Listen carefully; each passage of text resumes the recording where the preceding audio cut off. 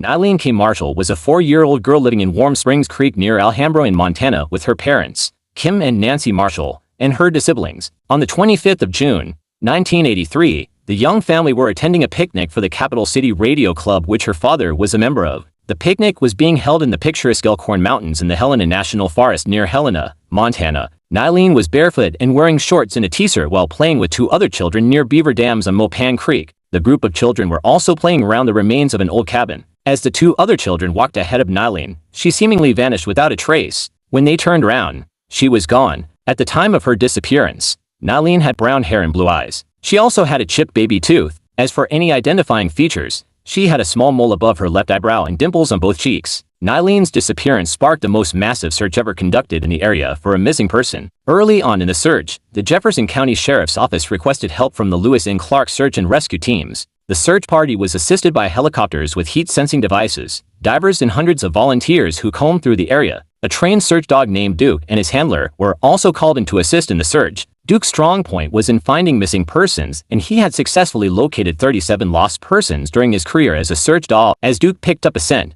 he followed it for just a short distance before losing it. Searchers combed creek bottoms, mountain ridges, and mine shafts. They drained beaver dams and crawled through the undergrowth on their hands and knees. The terrain was rugged and the forest was dense. As a result, the search wasn't an easy task. The already somber mood declined even further when a downpour of rain hit the area, hindering the search and potentially washing away any evidence that could indicate what happened to Nyleen. While it was initially believed that Nyleen could have quite simply wandered off and got lost, within days of her disappearance, it was suspected that Nyleen had likely been abducted. As searchers were still searching the woods several days after the disappearance, a child came forward and said that a strange man had stepped out from behind a tree a few feet from Nyleen just moments before she vanished. The following day, another child came forward and gave the same account. The man was said to be dressed in a jogging suit and had apparently spoken to the two children and Nyleen for a brief moment. One child said they ignored him and continued to walk, while the other one said they became afraid and ran away. Nyleen, however, was left standing with the man, and moments later,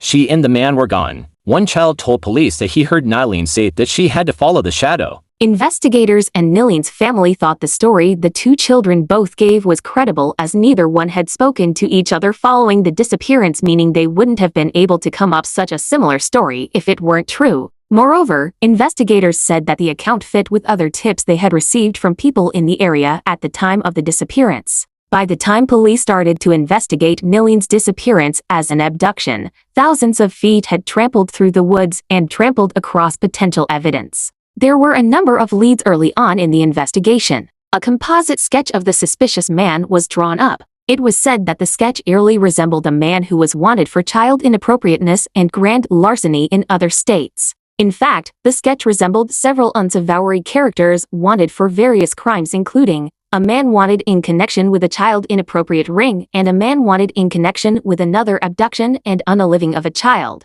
Shortly after the publication of the composite sketch, a photograph of a girl resembling Nyleen was discovered in an apartment where a suspect in the disappearance had been staying. The girl in the photograph appeared to have been hurt. However, the National Center for Missing and Exploited Children ruled the girl in the photograph out as being Nyleen. None of the other leads panned out either. Over the forthcoming weeks and months, Nyleen's face was plastered on billboards and milk cartons across the country. In addition, thousands of flyers containing a photograph of Nyleen along with her description were distributed in department stores and shopping areas. Coming from a tight-knit family, Nyleen's siblings found it particularly difficult to adapt to life without their sister. "Mom, my heart feels like it wants to cry," said her 6-year-old brother, Nathan, around a month after Nyleen disappeared. Nancy later recalled one afternoon that she looked outside the kitchen window and saw Nathan pushing an empty swing before letting his arms drop to the side with a sad expression on his face. She said that afterwards, he walked over to Nyleen's tricycle, lightly touched the seat, and then walked back into the house. "I really miss Nyleen," he told his mother. "I really love her, and I want to play with her. Do you think we'll ever find her?" Nyleen's other sibling, Nyleen, was only 22 months old when her sister vanished. Nancy said that when Nyleen disappeared, Nyleen couldn't sleep or eat. Before Nyleen vanished, the two sisters loved to play with their dolls together in their bedroom. However, Nyleen refused to play with a doll for over a year after the disappearance.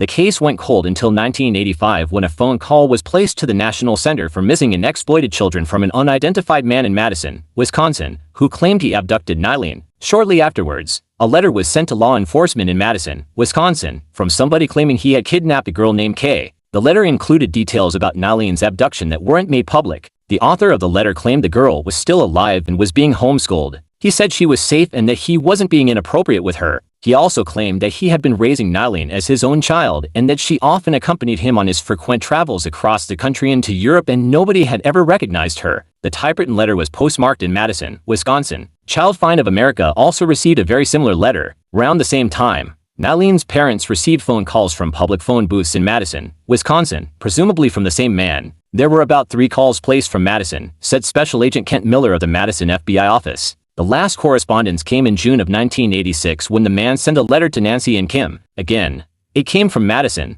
Wisconsin. The letter to Nyleen's parents read in part, "I picked Kay up on the road in the Elkhorn Park area between Helena and Boulder. She was crying and frightened and as I held her she was shaking, and I decided that I would keep her and love her. I took her home with me. I have a nice investment income and I can work at home so I care for her myself all the time. I teach her at home, and she likes to go with me when I travel. She would gladly recount to you trips to San Francisco, New York, Oklahoma City, New Orleans, Nashville, Chicago, Puerto Rico and Canada. We were even in Britain for a month last year and she loved it. Nobody questions passports. Her hair is short and curly now. She has really grown. She is about 45 inches and around 50 pounds. She has all 4 of her permanent upper and 2 of her lower incisors at this time. She takes a bath and brushes her teeth every day. I give her medicine from the bathroom every morning. It doesn't affect her physically. I have never been inappropriate with her in any other way. She is a sweet little girl and it is because of how much I have grown to love her that I realize how much her family must miss her. But she has adjusted and seems happy. She trusts me and isn't afraid. We play a lot and she laughs when we clown around.